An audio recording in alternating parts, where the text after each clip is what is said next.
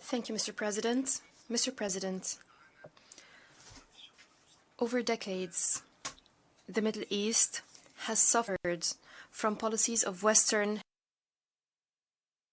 hegemony, military aggression, and Israeli occupation, which led to various waves of migration and displacement. Over the past 10 years, governments of some UN member states have sponsored terrorism in my country, Syria, in a variety of ways to destabilize my country and to undermine its national choices. These governments also imposed illegal, unilateral, coercive measures that has had disastrous consequences on the daily lives of Syrians, depriving them of their basic necessities. This pushed large numbers of Syrians to leave their homes, to escape terrorism, and to find livelihoods in other countries. My delegation stresses that repatriating those Syrians to their homes cannot happen by promoting wrong approaches that do not respect the territorial integrity and sovereignty of Syria, by promoting establishing so-called safe zones. These are zones that are based on ethnic cleansing and demographic changes and undermine the rights of Syrians.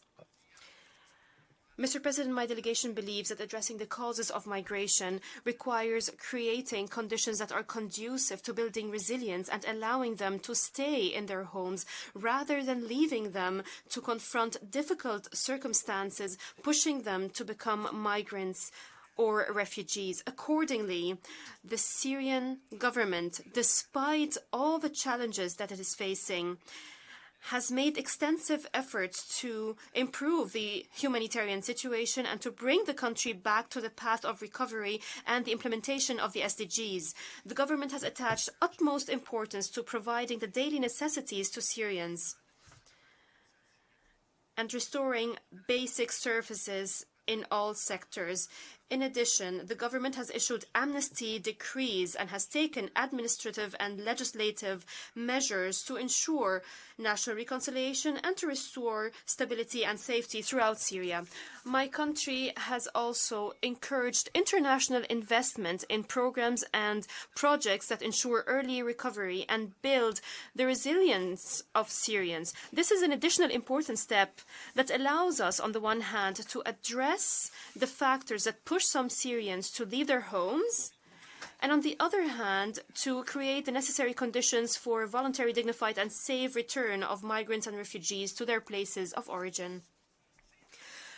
Mr. President, upholding the principles of international law and relevant international agreements, enhancing international cooperation among member states away from policies of isolation and hostilities, ending foreign occupation, fighting terrorism, preventing terrorist groups and organized crime networks from generating income by trafficking in and smuggling persons, lifting the illegal, unilateral, coercive economic measures imposed on the people of a number of countries, including my country. All these are vital, important aspects to address the challenges resulting from the different types of migration and addressing their root causes. In conclusion, my delegation stresses the need to fight hatred and racial discrimination that migrants and refugees are suffering from in some countries, including migrants and refugees from Syria.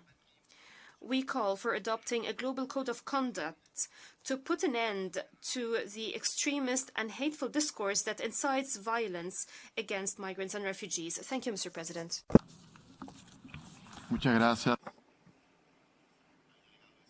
I thank the